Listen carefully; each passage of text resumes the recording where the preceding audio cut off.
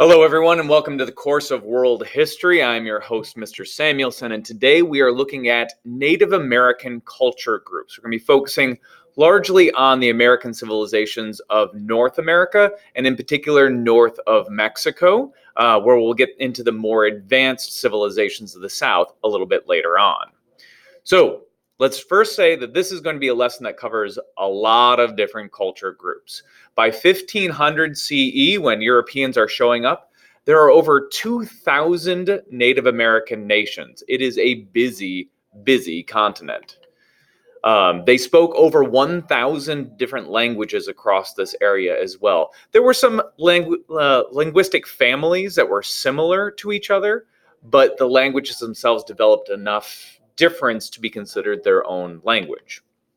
Also, they had different diets based upon the region, different styles of homes, religion, and government. This is a widely diverse group of people throughout North America. So I'm going to be generalizing certain groups. So common beliefs, many Native American cultures, not all, believed in natural spirits. Many had religious leaders called shaman or some variation of this. These would be religious leaders that tried to understand the will and desire of natural spirits. And most Native Americans did then have this close relationship with nature. Again, this is not all. This is simply many to most. So let's go through our regions, starting with the north. Here we're going to be talking about the Arctic Native American groups. Here we're really looking at two different groups called the Aleut and Inuit cultures. Now the Inuits are mostly inland, the Aleuts are out on these islands, but they kind of developed a little differently. The Aleuts did live on these Aleutian Islands off of Alaska. They largely hunted whales and seals to survive. Inuits lived mainland, and they would largely hunt land animals, seals and fish. Caribou and elk, those animals that survive in the far north, as well as seals and fish. So small differences in the diet between the people. Now, as we move further south and get out of the Arctic region, we move into the Subarctic. The Subarctic people of central Canada were less dependent on the sea. They didn't fish exclusively for their food.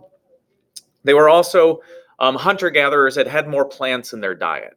Up in the Arctic region, there's very little plants. But once you get into the subarctic, you're going to find nuts and berries and other plants to supplement your diet. It's not just going to be animals. Although animals do become extremely important, these people are largely migratory and they do move around with the wild animal herds, or they settle near inland water where they have a stable supply of fish. All right, moving on to the northwest coast of the United States. Here we're talking like Oregon, Washington, Northern California through British Columbia. These are societies that existed mostly of fishermen. Fish, again, being this common, important staple of Native American life. They did not farm because the water in this region provided all the food that they needed. Farming was not an important thing when there was this abundance of fish. These thick forests also helped them build their kind of distinctive culture. They had these large log cabins. We have large boats. And we also have totem poles throughout this region made out of these large, thick trees that were abundant throughout the Northwest. Now, California is its own native culture group. This has an extremely mild climate, light, easy winters where there's winters at all. And this leads to the settling of a lot of different groups. There are about 100 different Native American groups that settled throughout this region. So again, we're going to be generalizing rather than getting specific.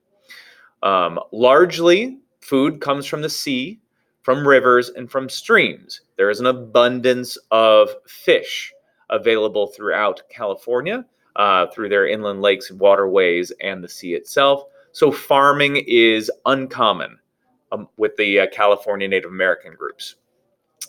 They do have some of the most advanced boats of the North American Native Americans. And the Californian groups were able to take their boats well out to sea and fish the larger fish and make sure that you have plenty of food coming in because of their superior boat technology to other Native American groups.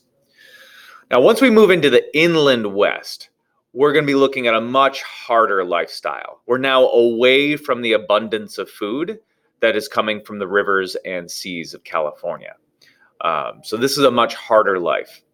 Here, to survive, people are gathering roots and berries, and then they trade a little bit with the California natives to get supplies that they need to survive. But you can tell the difference just in the housing that this is an area with more poverty.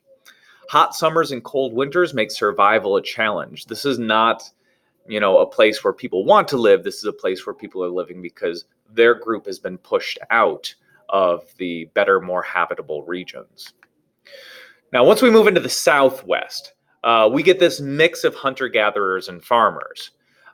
These people are the descendants of the Anasazi, a relatively advanced civilization that went into decline and collapse in the years leading up to 1500. The Anasazi had built these large cities made out of pueblos, sun-dried brick, and the Native Americans of the Southwest still lived in those regions. It was a hot, dry climate. This is always a challenge, and yet the people of the region found a way to survive. Moving further east, we get into the Great Plains. Now, the Great Plains are an area that is both farmed and where hunter-gatherers survive. So we do see a fair amount of farming, good historical record of farming in the region, but also the large herds of bison provided food for the native groups of that region. For part of the year, native groups would settle, but then they would also then follow the migrating bison in order to stock up on food supplies before the winter. So it was both settled and migratory peoples. When Europeans introduce horses to the region, many of these tribes will wind up abandoning farming. With horses, the hunting aspect of their life becomes a lot easier, and you can track down the bison and you can kill larger numbers of bison.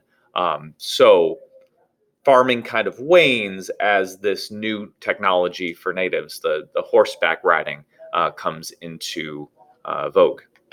All right, the Northeast Woodlands. Now we're moving up in the northeast of the United States. These tribes are amongst the most socially advanced, very tight networks within them. Here we have two main culture groups, the Iroquois and the Algonquin, and they both live in permanent farming communities. We're no longer looking at migratory natives. The Northeast, really through the Great Lakes Basin out to the east coast of the United States, permanent settled farming communities. Farming is the way of life. Now, the Iroquois League is perhaps the best example of a highly advanced social structure within Native culture. The Iroquois League had a representative government, and this helps keep peace between tribes. The Iroquois tribes right here, Seneca and so on, had kind of united into this confederation where they were separate and yet they would still work together for certain things such as common defense, trade.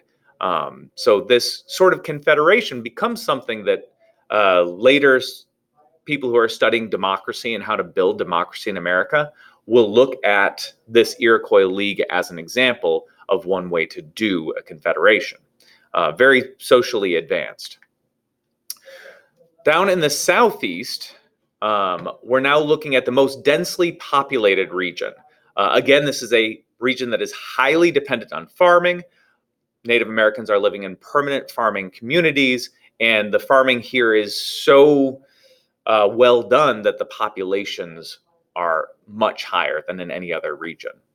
The tribes of the Southeast also give the highest standing to women. Women within these tribes were treated not always as equals, but certainly more equal than they had been in most of the other, again, generalizing here, but most of the other Native American groups. All right, that was a whirlwind look at Native American cultures of North America. I hope you were able to pick up a few things throughout this lesson, and I will see you next time. Farewell.